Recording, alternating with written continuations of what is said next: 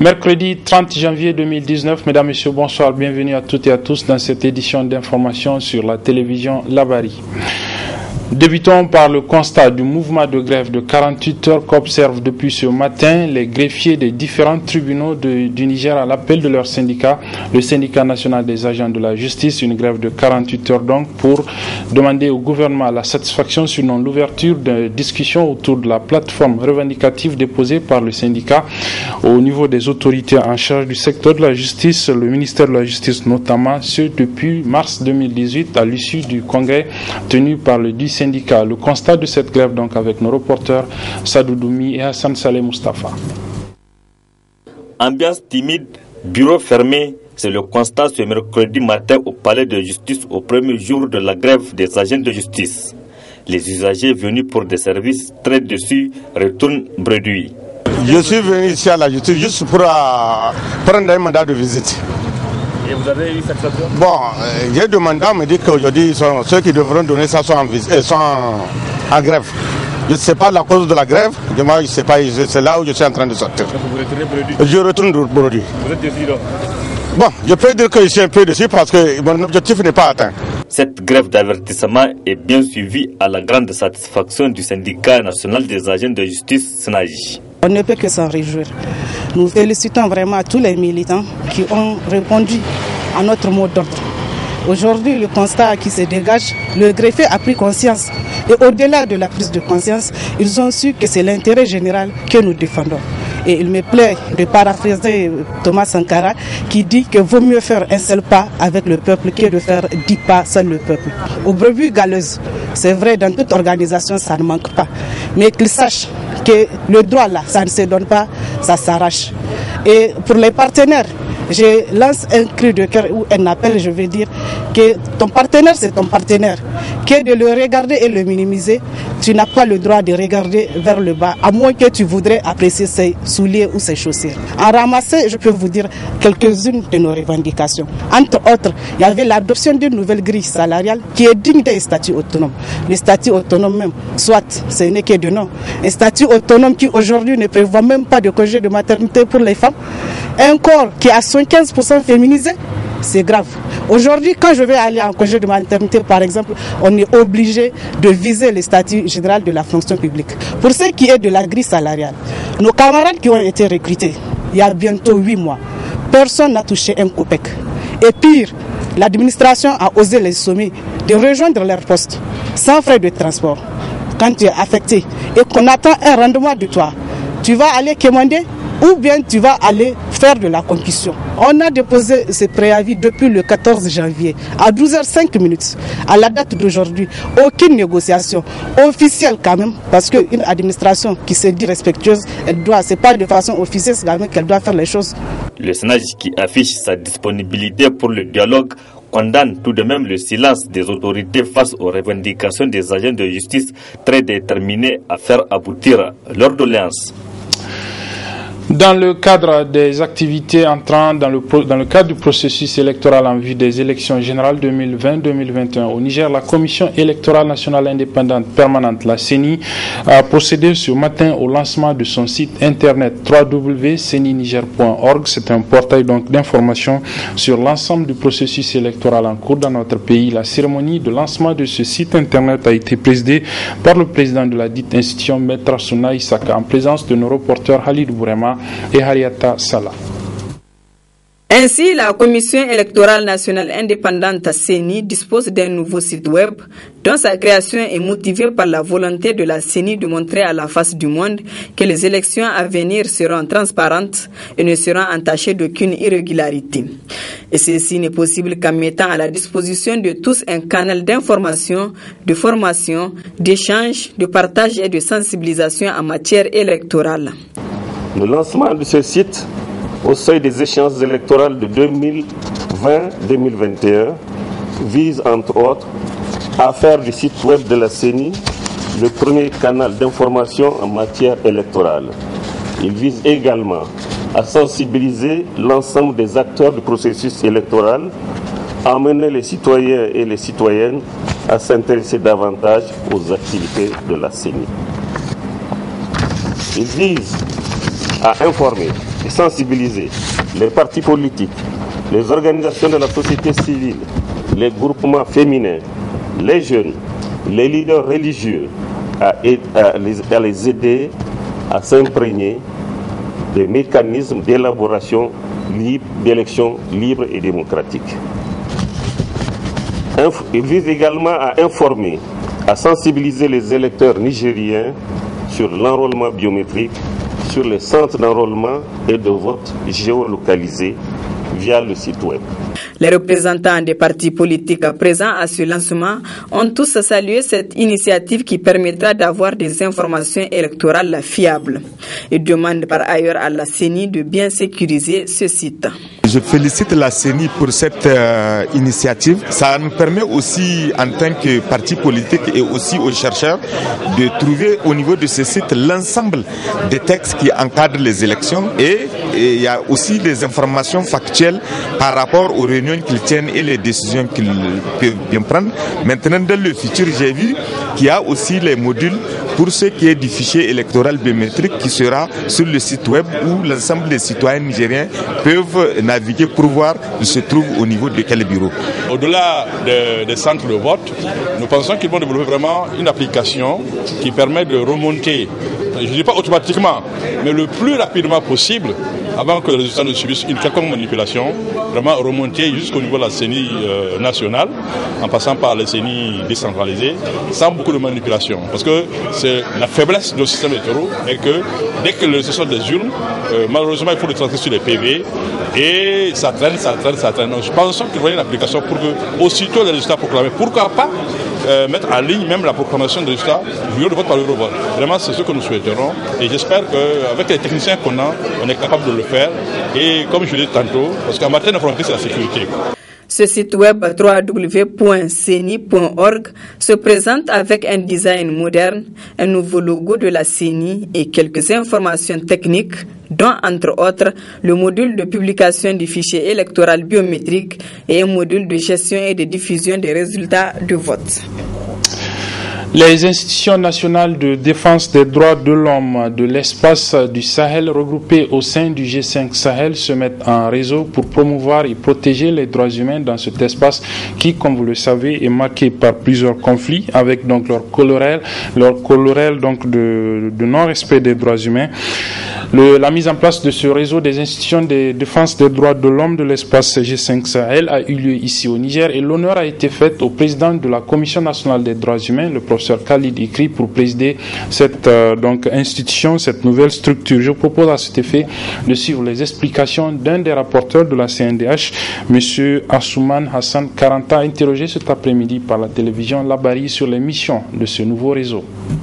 Les missions de ce réseau, c'est dans le cadre de la promotion et la protection des droits humains dans le G5 Sahel. Vous n'êtes pas sans savoir que ces pays-là sont confrontés à d'énormes difficultés en matière de sécurité, j'allais dire insécurité, et qui dit insécurité dit violation des droits des hommes, des enfants, des femmes.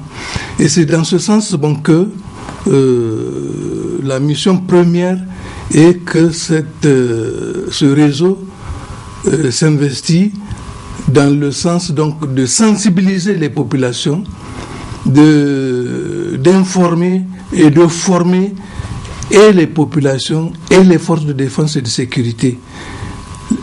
Ensuite, les amener à collaborer, à créer un climat de confiance entre les forces de défense et les populations pour lesquelles ces forces de défense sont là pour assurer leur sécurité. Il faut se dire que tant qu'il n'y a pas cette confiance entre sécurité, entre les forces de défense et les communautés pour lesquelles elles sont là, je crois que les choses ne vont pas marcher. Donc, disons que les objectifs principaux, c'est la promotion, la protection, la sensibilisation et la mise en confiance de ces entités-là. Notre préoccupation est vraiment de former, de sensibiliser pour que les uns et les autres soient responsabilisés dans le sens de minimiser les violations des droits. Par contre, ce que je peux dire, il n'y a pas de parti pris dans le sens que si nous n'avons pas accès direct vers les terroristes autres, il y a quand même des structures avec lesquelles nous collaborons, tels que le CICR, qui, eux, peuvent rentrer en contact et mener les mêmes activités que nous menons, les mêmes sensibilisations, les mêmes formations dans ce sens-là. Fin cet après-midi de la table ronde régionale sur la coopération transfrontalière et le renforcement des systèmes de surveillance sanitaire le long de la route méditerranéenne centrale. Elle a été organisée par l'Organisation internationale pour les migrations et a regroupé les experts venus de plusieurs pays. Le résumé de la cérémonie de clôture avec nos reporters Aboubakar Souley et Asmaou Seydou. Après 3 jours d'intenses travaux sur la coopération transfrontalière et le renforcement des systèmes de surveillance sanitaire le long de la route méditerranéenne centrale, plusieurs recommandations ont été formulées. L'endroit des pays, pour l'aspect sécuritaire, communiquer davantage sur le rôle et mission des acteurs en charge de la gestion des frontières des différents pays. Sensibiliser les populations sur les dangers de la migration irrégulière. Renforcer les capacités opérationnelles des forces de défense et de sécurité dans le domaine de la surveillance des frontières. Renforcer les capacités des acteurs en charge de la gestion de la migration en droit international humanitaire. Coordonner les actions et améliorer les échanges d'informations en matière de lutte contre la criminalité transnationale.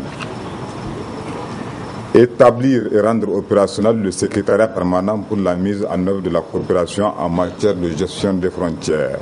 Plan d'action de Tripoli, mars 2012. Pour l'aspect sanitaire, apporter un appui technique et financier conséquent aux activités de surveillance et de riposte. Faire le plaidoyer en faveur d'une couverture sanitaire universelle au profit des migrants. Mener un diagnostic de la situation actuelle des domaines clés de la santé publique reliés aux activités transfrontalières, études rétrospectives, cartographie des services, etc.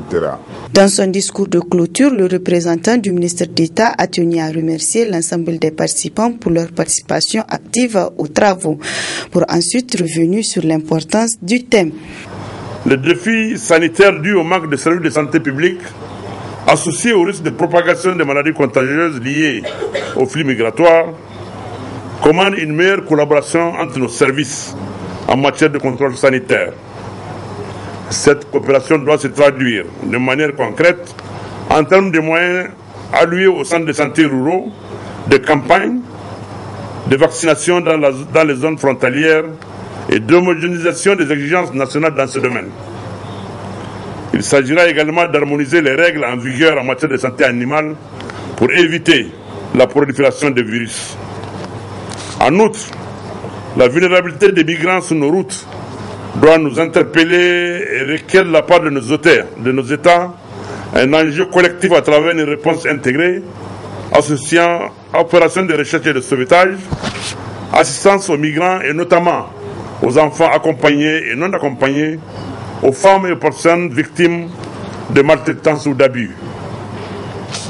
Le renforcement de la sécurité aux frontières constitue un impératif majeur dans un contexte régional marqué par la persistance des menaces terroristes et de la criminalité transfrontalière transnationale organisée.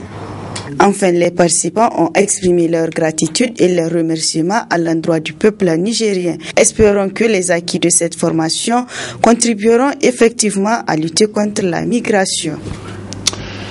L'ONG DICO, avec le soutien financier de la coopération espagnole au Niger, a réalisé dans 2 villages du département de Saï, dans la région de Tillabéri, 2 mini-addictions d'eau potable. Les infrastructures ont été réceptionnées ce matin par le gouverneur de la région de Tillabéri, M. Tijani Ibrahim Kachala. Le résumé de cette cérémonie avec nos envoyés spéciaux, Chebou Guissou et Ismaël Moumouni. Fin du calvaire à travers la réalisation des mini-addictions d'eau potable AEP, multi-villages pour ces milliers d'habitants de la commune de Saï qui souffrent énormément de manque d'eau potable. Ces infrastructures hydrauliques est le fruit de l'association pour le secours aux populations vulnérables dénommée ONG DICO, qui est attentive aux différents problèmes qui assaillent l'émancipation des populations, mais aussi les contraintes qui limitent la promotion des meilleures conditions de vie de nos populations. Nous savons également qu'un développement durable passe nécessairement par l'accessibilité des populations aux services sociaux de base, gage d'un développement à la base. C'est pourquoi DICO développe plusieurs projets pour ainsi créer une justice sociale, l'accès à l'eau potable, l'équité des genres, la souveraineté alimentaire, la protection de l'enfant, pour ne citer que cela. Ce projet d'une durée de 1 an a permis la réalisation de plusieurs activités, parmi lesquelles on peut citer la réalisation d'une mini-adduction d'eau multi-village d'une capacité de 40 mètres cubes au profit de des populations des villages de Kohan Abdoulaye, Kohan Garantier et le village de Zokti. La réalisation d'une mini-adduction d'eau également de capacité de 15 mètres cubes au village de Tokei, ainsi que la mise en place d'une plateforme multifonctionnelle intégrée. La réalisation de 10 bonnes fontaines dans les villages de Kohan, Zokti et Tokei. La réalisation d'une dizaine de branchements sociaux dans les 3 villages précités. Le coût estimé de toutes ces réalisations s'élève à un montant de 81 135 850 francs CFA. Au nom des récipiendaires, le gouverneur de la région de Tillabéri a remercié ceux qui ont réalisé ces AEP tout en les rassurant de l'utilisation en bon escient du matériel. Je les rassure que nous ne ménagerons aucun effort pour que ces ouvrages soient très bien utilisés et à la grande satisfaction des populations bénéficiaires. Après avoir salué la bonne collaboration entre le Niger et l'Espagne, le ministre de l'Hydraulique s'est dit ouvert pour épauler cette ONG dynamique qui œuvre inlassablement au bien-être de la population. Je peux vous assurer de la disponibilité des services techniques de mon département ministériel, tant au niveau central qu'au niveau régional, à vous accompagner dans la recherche des financements en vue de poursuivre ce genre d'opération qui cadre parfaitement avec les priorités des plus hautes autorités de notre pays. L'ONG DICO a eu le soutien financier de la coopération décentralisée espagnole qui s'est réjouie de la qualité du travail abattu sur le terrain. Et c'est à travers une visite des installations et l'ouverture des robinets dans ces 3 villages qu'a pris fin la cérémonie. Sport pour refermer cette édition à 2 jours du lancement des compétitions entrant dans le cadre de la CAN des moins de 20 ans, la 21e édition que notre pays va abriter donc du 2 février au 17. Les responsables de la Fédération nigérienne de football mobilisent les populations autour de l'événement. C'est ainsi que cet après-midi, le président de la fédération, le colonel-major Jibrilahi Mahamidou Dipele, a rencontré au niveau de la maison des jeunes Diado Sekou de Niamey les FADA de la capitale. Le résumé de cette rencontre avec nos reporters Ibrahim Abdou et Abdul Razak Hamidou. Échanger avec les FADA et groupements de jeunes de Niamey en vue d'une bonne mobilisation pour la CAN totale des moins de 20 ans, prévu se tenir à Niamey et Maradi du 2 au 17 février 2019. C'est ce qu'a tenu à faire le colonel-major Jibrilahi Dipele ce mercredi 30 janvier 2019. Des jeunes venus nombreux l'écouter. Effectivement, avec tous les problèmes qu'on a eu sur le problème des infrastructures que je suis en train de suivre tous les jours, à Maradi comme ici, je n'ai pas eu trop le temps de pouvoir faire le tour des FADA comme j'ai l'habitude de le faire. Et je vous informe entre-temps, premier, que cette initiative, les FADA là, je ne sais pas si vous entendez les gens en ville, ou certains commentaires sur les réseaux sociaux. Ils disent que vous les FADA, même si on vous parle, vous ne pouvez pas remplir le stade. Donc moi je dis le contraire. J'espère que vous allez relever le défi.